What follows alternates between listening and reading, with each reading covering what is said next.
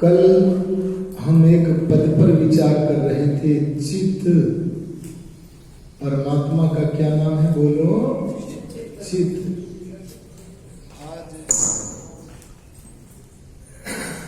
आज चित्त शब्द का ही व्याख्यान करें या गायत्री मंत्र बोलते बोलते मेरे मन में ये भी आ गया है कि गायत्री मंत्र की व्याख्या करें। बोलो, आपकी क्या इच्छा है? गायत्री भी चाहते हो? अच्छा, भाई दो तरफ मत करो, एक ही सहमति करो जी। चलो तो दोनों की बातें मान लेते हैं। जो गायत्री मंत्र की कर लो, एक बार कर लो, फाइनल कर लो। अभी तो कोई की आवाज नहीं आ रही है, पहले की तरह करो। इसको बदलो मत, पहले जैसा था वैसा करो। जब वक्ता एक बार सेट हो जाए ना, फिर ना करा करो। बस अब रहने दो। अगर कोई संशोधन करना है तो शाम को करना है। ये हमारे बहुत ध्यान रखते हैं और जो भी करते हैं वो हमारे भले के लिए करते हैं। तो जो चाहते हैं कि गायत्री मंत्र की व्याख्या करें तो कतई निराश न हो। हम विस्तार से गायत्री मंत्र की व्याख्या करेंगे, कल करेंगे। और आज जब कुछ लोग चाहते हैं चित्त शब्द का अर्थ सुनना, तो आइए उसी का हम चिंतन कुछ और आगे बढ़ाते हैं। कल हमने बताया था कि ईश्वर सतरूप है, सदरूप है, जीवात्मा भी सदरूप है और प्रकृति भी सदरूप है। और बताया था ये तीनों पदार्थ, इनको हम दो भागों में बांट सकते हैं, जड़ और चेतन। जड़ उसे कहते हैं जिसमें कोई ज्ञान नहीं होता है और जिसमें कोई गति नहीं होती है। गति अगर आपको कहीं भी दिख रही है, क्या बोला मैंने? गति आपको कहीं भी नजर आ रही है तो उस गति के पीछे अवश्य कोई ना कोई चेतन सत्ता होती है। बोलो, होती है कि नहीं? कई जगह गति जीवात्माओं के द्वारा होती हुई प्रतीत होती है और बहुत सी जगह बिना जीवात्माओं के प्रतीत होती है, पर गति तो हो रही है। जैसे वायु में भी गति होती रहती है। बोलो, होती है कि नहीं? कभी हम पंखे से गति देते हैं और कभी हमारे बिना भी गति होती है। जहां जीव के द्वारा गति नहीं हो रही है, वहां अवश्य कोई न कोई चेतन होता है जो गति, अरे बोलो, गति देता है। परमात्मा दो काम करते हैं, जड़ पदार्थों को गति देते हैं और चेतन पदार्थों को, बोलो, अरे वाक्य पूरा कर दो। है जी? ताकत, हाँ, ज्ञान या प्रेरणा देते हैं। अरे बोलो, क्या देते हैं? परमेश्वर जड़ पदार्थों को गति देते हैं और जड़ पदार्थों को परमात्मा गति देते हैं। इस कारण इन जड़ पदार्थों का नाम है एक जगत। बोलो जी, क्या नाम है?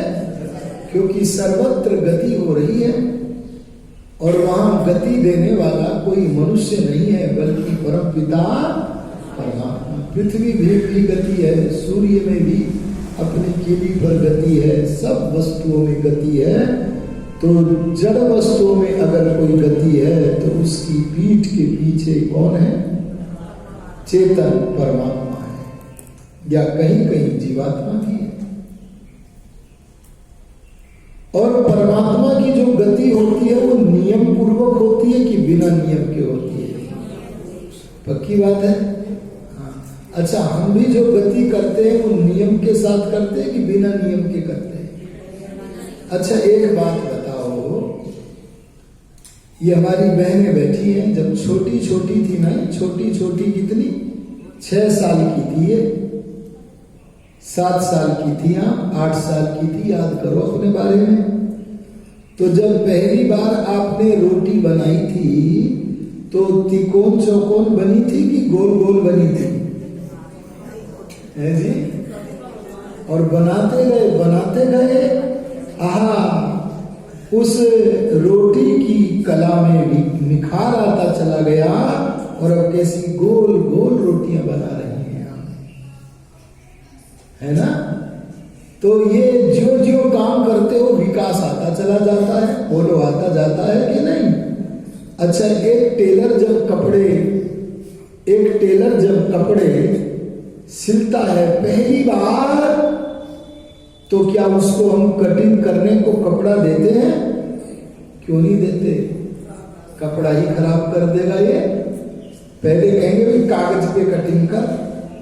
अभ्यास होने के बाद ज्यों ज्यों आगे बढ़ता जाता है, त्यों ही इसकी कला में भी विकास होता चला जाता है।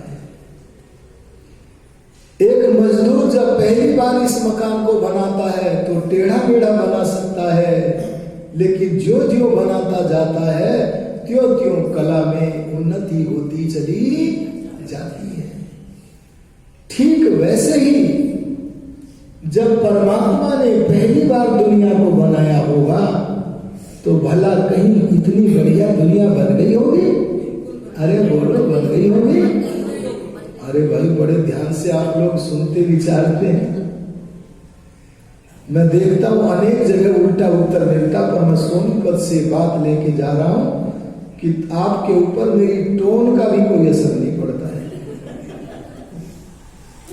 ध्यान देना, जो लोग ये कहते हैं ना पहली बार भगवान ने दुनिया बनाई होगी तो गलती हो गई होगी, वो नाक यहां लगी होगी, आंख यहां, मुंह यहां, तो पहले यहाँ नाक में सूंघते होंगे, फिर आंख से देखते होंगे, फिर मुंह में डालते होंगे, तो भगवान जी को लगता होगा अरे 3 गुना टाइम लगता है, सब चीज एक ही जगह लगा दो। क्या ऐसा है?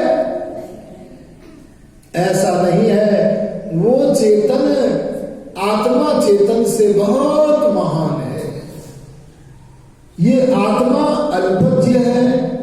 अरे बोलो, परमात्मा सर्वज्ञ है। बड़ा अंतर है। बोलो, प्रकृति सर्वज्ञ है या अल्पज्ञ है जी? हाँ ना, ये अल्पज्ञ, शून्य तो नहीं है, सब है। शून्य क्यों कह रहे? शून्य माने है ही नहीं, ऐसा क्या? ना, ऐसा नहीं है। ये ना अल्पज्ञ है, हाँ ज्ञान की दृष्टि से शून्य है, ना अल्पज्ञ है, अरे ना सर्वज्ञ है, बल्कि प्रकृति तो अज्ञ है, न जानती है न जान सकती है। इसलिए ध्यान देना, चेतन 2 है, एक अल्पज्ञ है और दूसरा बोलो जी सर्वज्ञ है। परमात्मा के संविधान में कभी कोई परिवर्तन नहीं होता है। क्या जो सब कुछ जानता है उसके संविधान में कोई परिवर्तन हो सकता है? अपनी इस बात को परमात्मा स्वयं बताते हैं, यथा पूर्वम कल्पयत्, मैं सर्वज्ञ हूं, मेरे को अपने में ना कुछ घटाने की आवश्यकता है, अरे बोलो ना बढ़ाने की आवश्यकता है, यथावत चलता है। और मेरा तो प्रश्न ही गलत था। मैंने प्रश्न किया था, भगवान ने जब पहली बार दुनिया को बनाया होगा, आप कहना ये प्रश्न ही गलत है, क्योंकि भगवान कभी दुनिया बनाना शुरू, अरे बोलो शुरू, अगर शुरू करेगा तो कभी रोक भी देगा, बोले बहुत बन गई अब चलो आराम करो। क्या ऐसा है? अच्छा एक बात बताओ, भगवान ने ये दुनिया बनाने की सरदर्दी क्यों ले रखी है जी? अपने को महसूस कराने के लिए मैं हूं, है? ध्यान देना, पहली बात तो यह कहना कि परमात्मा को अपना काम करने के लिए कोई भी सरदर्दी अरे बोल दो, क्यों नहीं है? अच्छा, आपको कुछ सरदर्दी हुई कि नहीं हुई? ये 5-7 दिन का कार्यक्रम कर रहे हो। हाँ, क्या करें, रात 11 बजे पहुंचे जी, नींद भी पूरी नहीं हुई, पर चलो कोई बात नहीं, विश्राम तो पूरी जिंदगी कर लेंगे, थोड़ी सरदर्दी सही, परिणाम में ज्ञान की वर्षा तो हो रही है, आपने सहन कर ली। शामियाना लगाया आपने, यहां पर व्यवस्थाएं की आपने, आपको कोई काम करने में भार लग सकता है, लेकिन परमात्मा के लिए कोई भी कार्य भार रूप क्यों नहीं है? भगवान को समझना बड़ा जरूरी है जी। भगवान को कोई प्यास नहीं है, पिपासा माने प्यास, भगवान को कोई प्यास नहीं है। ध्यान देना, किस लिए है नहीं है भगवान को सरदर्दी? तो सुनो, सरदर्दी तब होती है जब हमारे पास 3 कमियां हों। अरे बोलो, कितनी कमियां? अगर किसी काम के करने में 3 कमी है तो सरदर्दी होगी। जैसे उदाहरण के लिए 3 कमियां कौन कौन सी हैं? ज्ञान की कमी, अगर जानकारी नहीं है तो सरदर्दी तो है ही। और दूसरी कमी कौन सी? शक्ति की कमी। और तीसरी कमी कौन सी बोलो? पहुंच की कमी। जहां काम करना वहां आपकी पहुंच नहीं है, काम कर लोगे? यहां से 10 बिल्डिंग ऊपर की दूरी पर कुछ कर लोगे क्या? पहुंच बनानी पड़ेगी। तो 3 कमियां हमारे में है तो हमें सरदर्दी है, और ये कमी हमारी दूर होगी तो हमारी भी सरदर्दी खत्म हो गई। लेकिन क्या परमात्मा के पास ज्ञान की कमी है? वो सर्वज्ञ है, इसलिए उसे कोई काम करने में सरदर्दी। देखो, मेरा मन करता मैं ज्ञान के बारे में बोलूं, और मुझे लगने लगा ये बोलने लायक जगह है, क्योंकि आप बड़े गहरे गहरे विचार सुनने में सक्षम। एक विषय में बड़ा मतभेद चलता है लोगों में कि मैं जो भविष्य में करूंगा उसे परमात्मा पहले से जानता है या नहीं। अच्छा, नहीं वाले हाथ खड़ा करो। दीक्षा जी का किधर है? मैं इसलिए नजर डाल रहा हूं कि ये तो बहुत अच्छी विदुषी है, मुझे अभी पता चला है। हाँ, अच्छा, जो कहते हैं हम जो भविष्य में करेंगे उसे परमात्मा पहले से जानते हैं, जो ऐसा कहते हैं वो हाथ खड़ा करो। ये बहन जी कह रही है, आप भी कुछ कह रहे हो क्या? ये बहन जी हमारे कह रही है, तालियां बजाओ बहन जी के लिए मेरी ओर से, मैं इनके साथ हूं।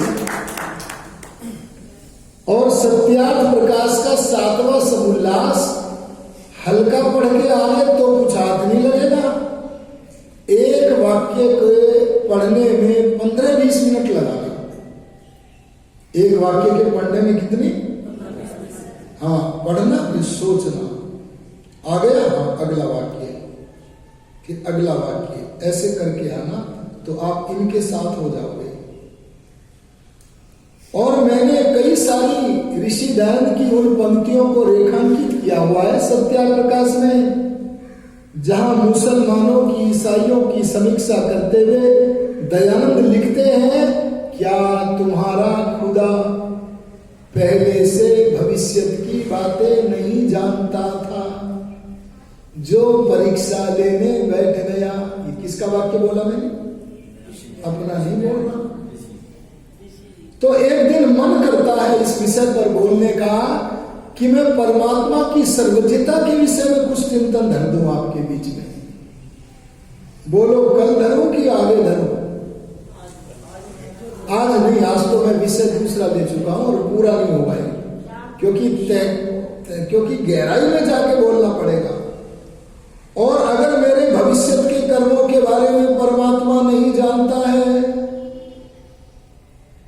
तो फिर सारी व्यवस्था गड़बड़ा जाएगी। मान लीजिए मेरे मन में अचानक आया, मैं बड़ा मूर्ख धूर्त हूं, और मेरे मन में वैसी आया, ये जो मेरे पास में बैठा है चपत मारूं, और मैंने मार दिया।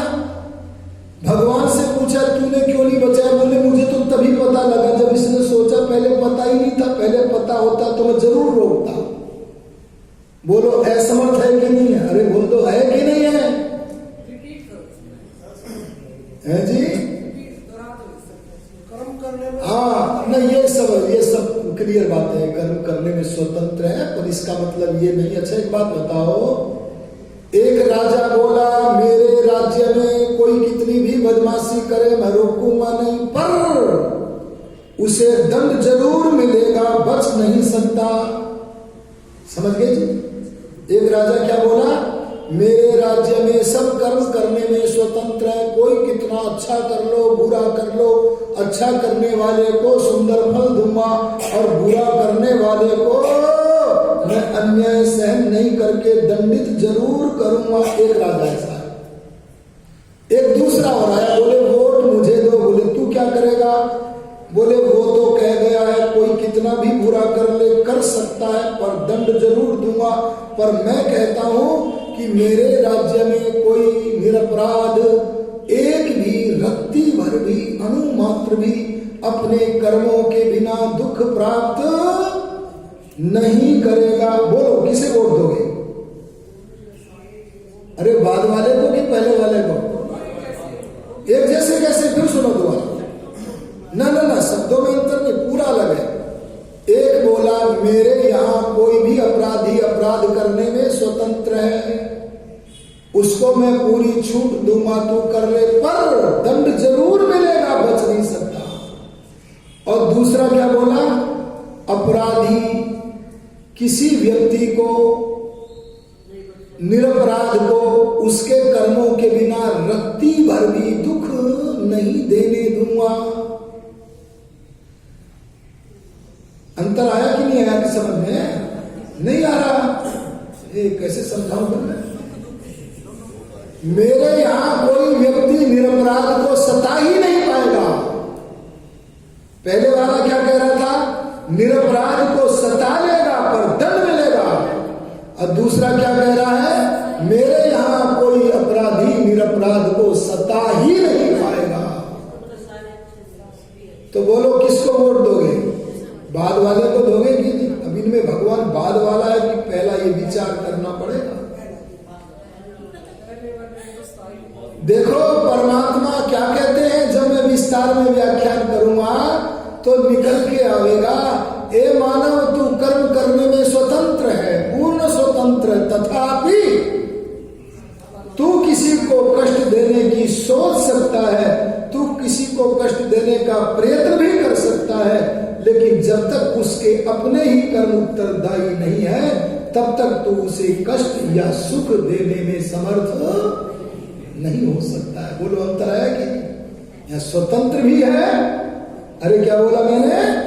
स्वतंत्र है करता। तू करता है तो स्वतंत्र है। अगर तू स्वतंत्र न होता तो तुझे तेरे कर्मों को फल प्राप्त करने का अधिकार भी बोलो नहीं होता। पर तू कुछ भी कर ले, मैं तेरे द्वारा उस निरपराध को दुखी नहीं होने दूंगा जिसके अपने ही कर्म उत्तरदायी।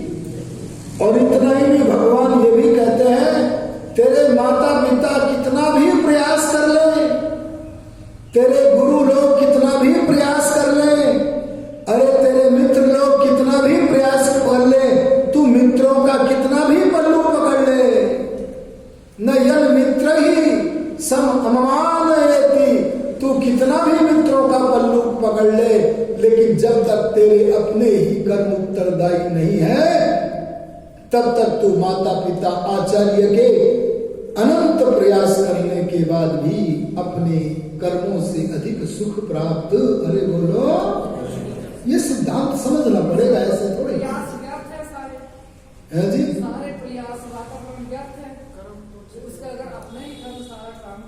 देखो ये तो कर्म व्यवस्था का, ये तो एक थोड़ी, कोई सैकड़ों प्रश्न पैदा होंगे अभी एक थोड़ी होगा यही वाला। मैंने क्या कहा, नोट करो, जीवात्मा कर्म करने में पूर्ण स्वतंत्र है, एक बात। दूसरा, किसी के द्वारा सुखी या दुखी कोई मनुष्य अपने कर्मों के बिना, अरे भगवान ने तो कई बदमाश भेज रखे हैं। क्या बोला जी मैंने? किसके भेजे हुए हैं? भगवान ने भेजे। क्या कहा उनको? तू मार काट कर, न अभी पूरी बात सुनोगी तभी तो पता लगेगा। इतनी जल्दी क्यों बोल रही हो? मैंने ये वाक्य वैसे थोड़ी बोल दिया, ये हमारी बहन जी ये नाड़ हिला रही है। पूरी बात सुना करो। मैंने क्या बोला? भगवान ने सज्जन भेजे, ऐसा नहीं बोला मैंने। क्या बोला? भगवान ने कुछ दुष्टों को भेज रखा है और कह दिया तुम चारों तरफ प्राणियों को दुख ही दो और मैं उन दुखों के बदले में तुम्हें कोई दुख नहीं दूंगा। क्योंकि भगवान ने भेजे, भला दुख कैसे दे देगा? अच्छा एक बात तो, मैंने अगर आपको भेजा किसी गलत काम करने को तो मैं कोई आपको दंड दूंगा? भगवान ने भेजा है, करो दुष्टता, जिसको चाहो पकड़ो। इनके गुरुजी को पकड़ लिया, गर्दन हिला रही थी अभी। और कौन से गुरुजी पकड़े? पाणिनि जी। अरे बोलो किसने पकड़े? पाणिनि नाम का एक ऋषि पकड़ लिया और भगवान के भेजे हुए दुष्ट ने पकड़ लिया। क्या नाम था उसका? देखे कौन बताएगा? उस दुष्ट का नाम था शेर। अरे बोलो क्या था? सिंहो व्याकरणस्य कर्तुर अहरत अरहरत प्राणान प्रियान पाणिने। क्यों जी आचार्य दीक्षा जी, आपके गुरुजी को दुष्ट ने मार दिया कि नहीं? अच्छा शेर को दंड मिलेगा? बोल दो बहन जी, नहीं मिलेगा। मेरी बात कट तो नहीं रही? ये आप डिटेल में जाओगे तब आएगी। अगर मान लीजिए, अच्छा भगवान जी को ये नॉलेज है कि नहीं कि शेर तो जब भी जिएगा किसी को पीड़ा देके ही जिएगा? ये नॉलेज भगवान जी को है कि नहीं? अरे बोलो है कि नहीं? अच्छा जब भगवान जी को ये नॉलेज है कि ये दूसरे का खून खराबा करके ही जिएगा, तो भगवान को ये सोचना चाहिए कि नहीं कि ये जिसका खून खराबा करेगा वो निरपराध होना चाहिए कि सापराध? चलो मान लेते, अगर निरपराध का खून वो मन से विचार करके नहीं मारता, न मन से पहले विचार करता है और न मारने के बाद विचार करता है, वो तो केवल भोग के लिए भोग रहा है। ध्यान देना, अगर थोड़ी देर को इनका मान ले कि निरपराध को भी मारता, सापराध को भी, तो निरपराध को अगर उसने मारा तो दोषी कौन? शेर की भगवान? पर ऐसा नहीं होता, भगवान दोषी नहीं होता, शेर भी दोषी नहीं है। हाँ स्वभाव से काम नहीं चलता। मैं दोषी पूछ रहा हूँ, स्वभाव नहीं पूछ रहा हूँ। मैं ये कब पूछा स्वभाव क्या है? मैं ये कब पूछा उसका स्वभाव कैसा? मैं तो ये पूछ रहा हूँ कि वो जो व्यक्ति पीड़ित हुआ वो अपने कर्मों से हुआ कि बेचारा गरीब वैसे ही माना गया? ये सब बात तब समझ में आवेगी जब आप परमात्मा को यथार्थ समझोगे, कर्म व्यवस्था को समझोगे। खैर मैं विषयांतर होता चला जा रहा हूं, मैं अपने मूल विषय पर ही पहुंचता हूं। मैं आपसे क्या कह रहा था? ज्ञान की कमी। अरे बोलो कौन सी कमी? परमात्मा में ज्ञान की कमी है क्या? तो उसे कोई काम भार रूप नहीं। अरे बोलो परमात्मा में शक्ति की कमी है क्या? कितनी शक्ति है? सर्वशक्तिमान। अच्छा बोलो भगवान सारे काम कर सकता है कि नहीं? अरे बोलो कर सकता है कि नहीं? वाह, भगवान से कहो कि इतना बड़ा पहाड़ बनाओ भगवान कि जिसे तुम भी ना उठा सको। ये हमारी बहनें करी, हाँ कर सकता है, सब काम कर सकता है। इतना बड़ा पहाड़ भगवान बना देंगे कि वो खुद उठाने लगे तो उठे ही ना। अरे बोलो ऐसा है क्या? इससे पता लगा सब कुछ करे ऐसा नहीं। एक से मैंने पूछा चोरी कर सकता? बोले कर सकता, तो करता नहीं है जी। तो मैंने कहा जिस क्रिया से परमात्मा का संबंध तीनों कालों में नहीं है। क्या बोला जी मैंने? जिस चोरी के कर्म से परमात्मा का संबंध तीनों कालों से नहीं है, क्या उस कर्म के साथ परमात्मा को जोड़ना चाहिए? वो तो स्वभाव से पवित्र है, इसलिए वो चोरी कर सकता भी नहीं है, उसे आवश्यकता भी नहीं है। जो प्रयोजन सिद्ध होते चोरी के, वो आवश्यकता भी नहीं है। इससे ध्यान देना, ज्ञान की कमी नहीं है, शक्ति की भी कमी नहीं। शक्ति का मतलब है अपने समस्त कार्यों के करने में किसी अन्य की सहायता की आवश्यकता नहीं पड़ती। इसलिए परमात्मा का नाम क्या है? सर्व। इसलिए भार नहीं। और क्या कहा? पहुंच की कमी। अरे बोलो, अच्छा मेरा मोबाइल खराब हो जाए और मैं कहूं आपसे जी मेरा मोबाइल ठीक कर दो, ये कहेंगे अच्छी सरदर्दी दे रहे हैं उसको, मोबाइल ठीक कर दो। हमने कहा सरदर्दी क्यों? तो मुझे क्या पता कैसे मोबाइल ठीक होगा। हमने कहा उसका नाम बताओ जो मोबाइल ठीक करना जानता है। बोले ये जानते हैं मोबाइल ठीक करना। हमने इनको कहा लो जी मोबाइल ठीक कर दो। अच्छी सरदर्दी। हमने कहा आप तो जानते हो ज्ञानी हो। बोले मुझे बुखार चढ़ा पड़ा है, हाथ भी हिलाने को मन नहीं कर रहा। बोलो सरदर्दी है कि नहीं? बोले फिर किनसे करो? बोले इनसे करो, ये ज्ञान भी है, पूरी नॉलेज भी है और ये स्वस्थ भी है। हमने कहा आप जरा करो मोबाइल ठीक। बोले अच्छी सरदर्दी है। हमने कहा आपको कौन सी सरदर्दी है? बोले मोबाइल के जिस भाग पर कमी हो रही है वहां सूक्ष्म यंत्रों के द्वारा मैं पहुंच बनाता हूं, पर यहां मेरे पास वे सूक्ष्म यंत्र नहीं है, इसलिए जहां खराबी है वहां मेरी पहुंच। बोलो सरदर्दी होगी कि नहीं?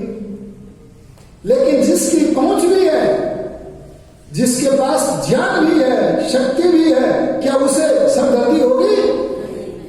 ऐसे परमात्मा की किसी भी दुनिया बनाने आदि के कामों में कभी कोई सरदर्दी बोल दो। मैं आपके सामने कह रहा था चिताता है भगवान। एक ही उदाहरण रख पाऊंगा मैं, क्योंकि समय होने को है। आइए मैं उस उदाहरण को रखूंगा। अब तो वैसे कई मेरे मस्तिष्क में कौन रहे, पर एक उदाहरण ऐसा रखूंगा जो आप में से अधिकतर लोगों ने पढ़ा होगा, उसी को बताना। और जल्दी जल्दी में बताऊंगा, समझते जाना। जिन्होंने नहीं पढ़ा होगा वो कम लाभ उठा पाएंगे, पढ़ा होगा उस उदाहरण को एकदम समझ जाएंगे, क्योंकि अब जल्दी में कहना है। अपने आर्य समाज के एक महापुरुष हुए, उनका नाम है स्वामी श्रद्धानंद महाराज। क्या नाम है? और उन्होंने पुस्तक लिखी अपने आत्मचरित्र में, कल्याण मार्ग के पथिक। कौन से रास्ते का पथिक था वो? कल्याण के रास्ते पर चलने वाला पथिक स्वामी श्रद्धानंद जी महाराज। और वो कहते हैं कि एक जमाने में मैं कई कारणों से नास्तिक हो गया था, और मैं नास्तिक होने की पिताजी को चिंता थी। मेरे शराब पीने की तो नहीं थी, मेरे पिताजी को मेरे मांस खाने की भी कोई चिंता नहीं थी, पर चिंता थी तो केवल इस बात की कि ये नास्तिक हो गया है। लेकिन मेरे सौभाग्य से एक जादूगर आ गया। कौन आ गया? जादूगर आ गया। कहां गया? बोले पहले तो आया था वाराणसी में, पर तब मेरी मां ने मुझे उस जादूगर के फंदे में फंसने से रोक लिया था, क्योंकि वाराणसी में प्रसिद्धि हो गई थी बनारस की माताओं अपने अपने बच्चों को बचा के रखना, क्योंकि वाराणसी में एक जादूगर आ गया है। कैसा जादूगर? जिसके दोनों कंधों पर मसाल जलती है। ये आज स्वामी श्रद्धानंद लिख रहे थे। और वो मसाल इन चरण चक्षुओं से दिखती नहीं है, परंतु उन मशालों का तेज ऐसा होता है कि सामने वाला व्यक्ति उससे प्रभावित हो जाता है। कहीं तुम्हारा बच्चा नास्तिक न बन जाए, इसलिए बचा के रखना। मेरे को नहीं मिलने दिया, मेरी मां ने बचा के रखा, पर वही जादूगर नास्तिक नहीं था, मेरे जैसे नास्तिक की दवाई था वो। आज वो महानास्तिक जादूगर पहुंच गया भ्रमण करता हुआ ब्रह्मवक्ता दयानंद बरेली में। अरे बोलो कहां? और जब व्यवस्था लगी मेरे पिता नानक चंद जी की, उपदेश की व्यवस्था करो, कोई हल्ला गुल्ला न करे, तो बैठे बैठे सोचते ये जादूगर का असर मेरे बच्चे पे पड़ेगा और वो हो सकता है कि आस्तिक बने। तब नानक चंद जी को क्या पता था कि इस जादूगर के फंदे में मेरे बच्चा ऐसा फंसेगा इसका नाम महापुरुषों की श्रेणी में लिखा जाएगा एक दिन। आर्यो ध्यान देना, ध्यान बजाओ तो सारे बजाओ। क्या बात है भाई, मैं अपने लिए थोड़ी बजवा रहा हूं, जादूगर के लिए बजवा रहा हूं। ध्यान देना, मैं आपसे क्या कहना चाहता हूं। मैं आपसे कहना चाहता हूं, नानक चंद जी पहुंच गए, कहने लगे मुंशी राम बेटा, अपने एक दंडी सन्यासी आया है, चलना प्रवचन सुनने। मुंशी राम ने सोचा, भला लाल कपड़े पहनने वाला, अजी केवल संस्कृत जानने वाला, कौन सी बुद्धिमत्ता की बात करेगा, क्या बोल रहे हैं पिताजी, पर क्या करूं, पिताजी कह रहे हैं तो ना भी करना ठीक नहीं है, इसलिए मैंने अनिच्छन न भी हाँ कर दी। और जब हाँ कर दी तो मैं चला गया तो मेरी कोई श्रद्धा नहीं है, चला गया, पिताजी कह रहे हैं, उनकी भी ड्यूटी लगी हुई है वहां। लेकिन जब मैंने सभा स्थल पर बड़े बड़े लोगों को देखा, मैंने देखा यहां तो कलेक्टर साहब बैठे हैं, यहां तो कमिश्नर मिस्टर रीड्स बैठे हैं, यहां तो पादरी टीजे स्कॉट जैसे गणमान्य लोग बैठे हैं। तब उन बड़े बड़े लोगों को देखकर मेरे मन में कुछ श्रद्धा हो गई। मैं बैठ गया, पर प्रवचन का विषय वो था जिस विषय से मुझे कोई लेना देना नहीं था। क्या था जी वो विषय? आपने नहीं पढ़ा क्या कल्याण मार्ग का पथिक? वो प्रवचन का विषय था परमात्मा का मुख्य नाम। अरे बोलो, परमात्मा का निज नाम, ओम विषय पर प्रवचन चल रहा है, और मैं ओम को मानता नहीं था। आगे महापुरुष बन करके मुंशी राम लिखता है, वह पहले दिन का ऋषि दंड का प्रवचन मैं कभी नहीं भूल सकता। क्या बात थी भाई? बोले मैंने बड़े बड़े वाग विशारदों की वक्तृताओं को सुना है, बड़े बड़े वाग विशारदों की, लेकिन उस दिन ऋषि दंड के मुख से निकले हुए सीधे सादे शब्दों के तेज ने मेरे को प्रभावित ही नहीं किया, प्रकाशित किया, आत्मिक आह्लाद दे दिया। अरे बोल दो कौन सा? मानसिक नहीं, आत्मिक आह्लाद दे दिया। अरे मेरे जैसे नास्तिक को भी आत्मिक आह्लाद में निमग्न करा देना ये साधारण मनुष्य का कार्य नहीं था, ये कार्य तो कोई ऋषि आत्मा ही कर सकता था।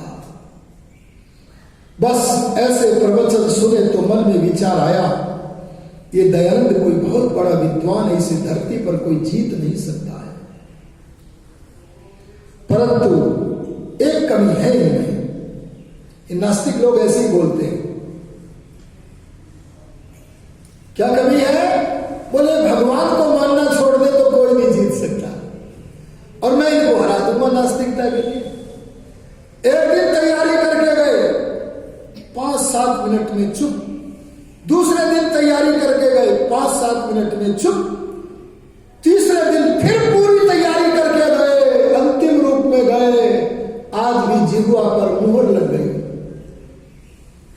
पहले दिन की तरह तीसरे दिन बोले पुनः, मुंशी राम स्वामी जी आपने मेरे प्रत्येक प्रश्न का उत्तर दे दिया, अब मेरे पास करने को एक भी प्रश्न नहीं है। लेकिन जैसे मैंने पहले दिन कहा था, आज तीसरे दिन फिर कहता हूं कि अब भी प्रश्नों के उत्तर तो मिल गए, पर अभी आपने मेरा भगवान पर विश्वास नहीं कराया है। तब ऋषि दानदार बोल बैठे, नायमात्मा प्रवचने न लभ्यो न मेधया न बहुना श्रुतेन। मुंशी राम, मैंने कब प्रतिज्ञा की थी कि मैं तुम्हें विश्वासी बनाऊंगा? अरे प्रवचन करने से, अरे प्रवचन सुनने से कोई मनुष्य विश्वासी नहीं बन सकता। परमात्मा जब जिसे चाहता है उसकी पात्रता देखकर उसे विश्वासी स्वयं बना देता है, तो उसकी योग्यता धारण कर ले। मुंशी राम को कब पता था मैं पात्र बनूंगा? चलिए मैं सीधी एक घटना और कहकर वाणी को विराम दूंगा। मैं बीच की सारी घटनाएं छोड़ता हूं। कितनी घटनाएं बोलो? सारी छोड़ता हूं। एक दिन मांस छोड़ दिया, और भी बहुत सारी बुराइयां छोड़ दी, सारी छोड़ दी, बस एक बची हुई थी शराब पीने की, वो भी छूट गई थी। पर मैं और आगे बढ़ करके तब की ये बात शुरू करता हूं जब वो गुरुकुल कामड़ी के आचार्य थे स्वामी श्रद्धानंद। क्या थे? स्वामी श्रद्धानंद जी महाराज एक बार गुरुकुल कामड़ी से अपने ब्रह्मचारियों को लेकर हरिद्वार की सड़क पर रेलवे स्टेशन की तरफ जा रहे हैं। बड़े लोगों की बातें बड़ी होती है, समय व्यर्थ न जावे, इसलिए आचार्य लोग विद्यार्थियों को अच्छी अच्छी बातें बताते चलते। स्वामी श्रद्धानंद जी शिक्षाप्रद कहानियां सुनाते हुए ब्रह्मचारियों को चल रहे थे। ध्यान देकर सुनना, ये मैं किस प्रसंग में बोल रहा हूं? परमात्मा चित रूप है। अरे परमात्मा चिताता है, बोल दो। जैसे मां चिताती है, अरे जैसे पिता चिताता है, अरे जैसे आचार्य चिताता है, ऐसे वो परमात्मा भी चिता करके हमें अपना पुत्र बना देते हैं।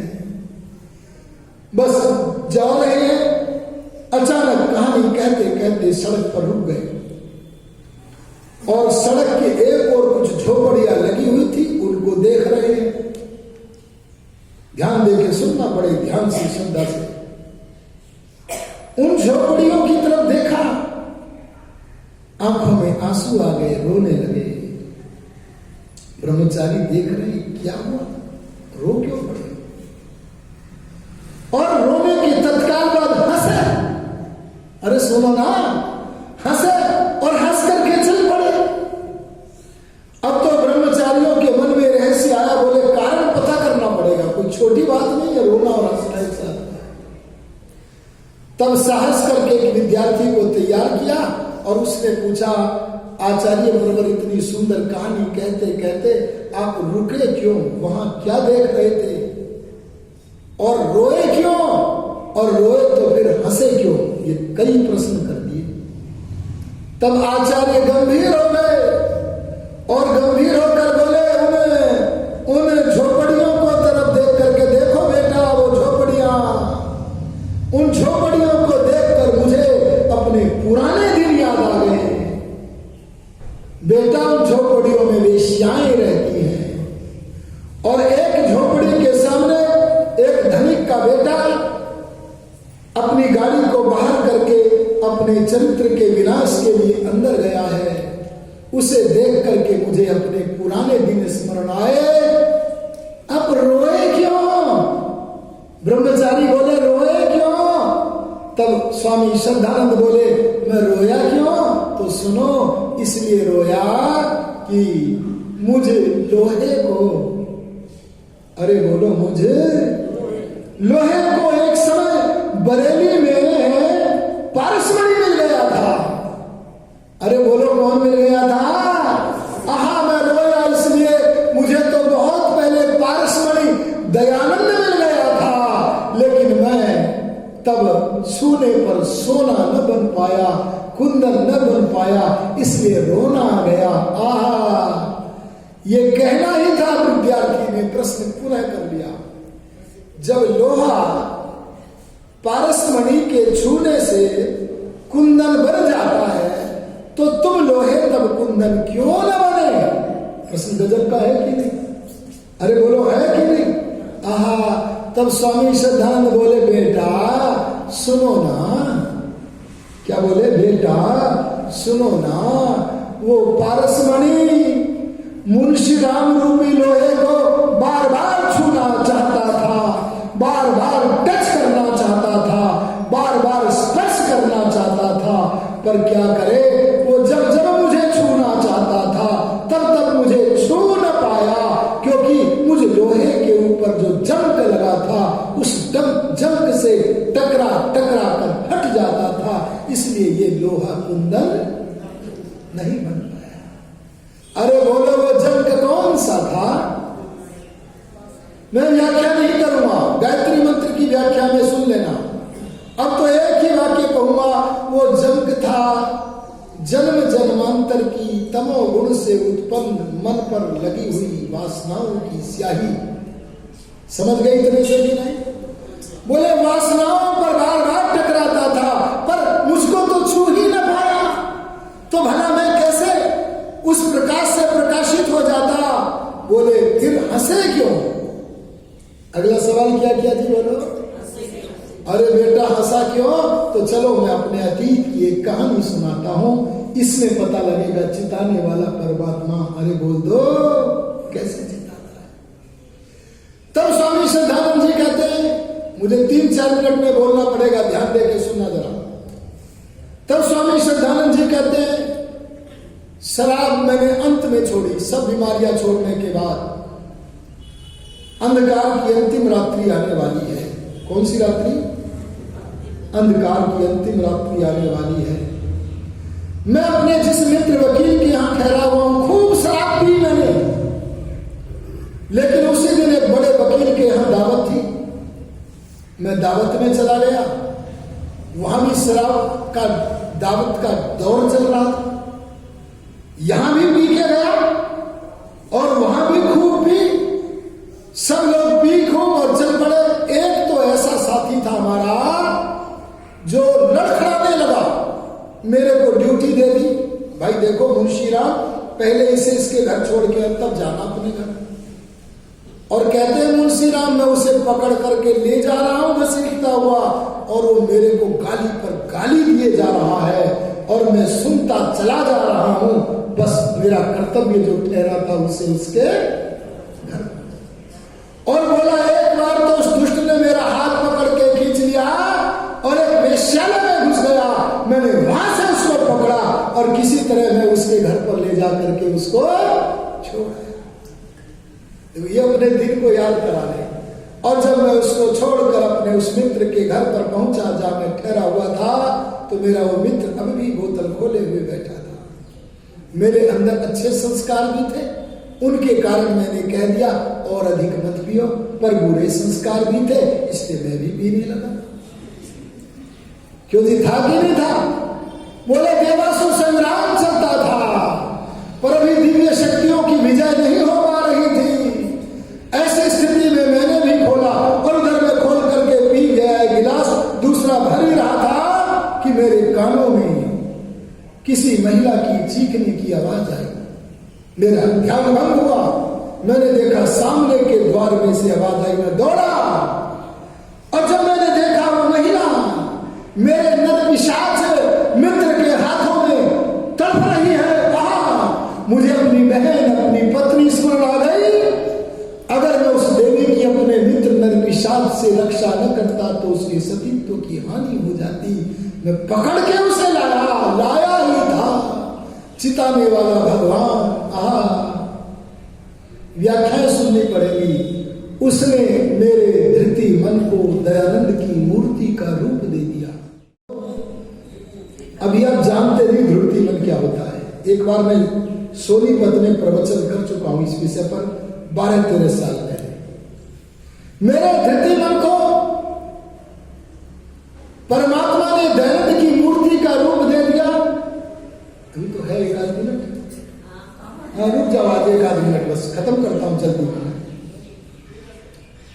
और बस दयानंद, लंगोट बंद दयानंद मुझे दिखा, शरीर पर भस्म लगाए दयानंद दिखा, हाथ में लठ लिए दयानंद दिखा और मेरे से कहता है, ए मुंशी राम, क्या तेरा अब भी भगवान पर विश्वास नहीं होगा रे? मैंने आंखें खोली। कौन सी आंखें? चर्म चक्षु खोली, ये वाली। और जब मैंने चर्म चक्षु ज्ञान की नहीं, अब मैं चर्म चक्षु बोल रहा हूं, ये खोली तो वहां कोई दयानंद। अरे बोलो, मेरे ज्ञान चक्षुओं के आगे दयानंद था, धृतिमान दयानंद बन गया था। और बस वहीं मैंने प्रतिज्ञा कर ली कि आज के बाद मैं शराब का सेवन नहीं करूंगा। पर फिर मेरे मन ने भूल भुलैया में डालने की कोशिश की और मेरा मन मुझे कहने लगा, ए मुंशी राम, जब तू आज छोड़ ही रहा है तो आखिरी पैग पी के छोड़। तब मैंने कहा, तू कब तक मुझे बहकाता जाता रहेगा रे? और मैंने तुरंत अपने मन का तिरस्कार करते हुए इस गिलास को उठा के दीवार पर फेंक के मारा, अपने मन की निंदा की और वो रात्रि मेरे अंधकार की, अरे बोलो, आखिरी रात्रि थी। मुझे चिताने हारे परमात्मा ने ऐसा चिताया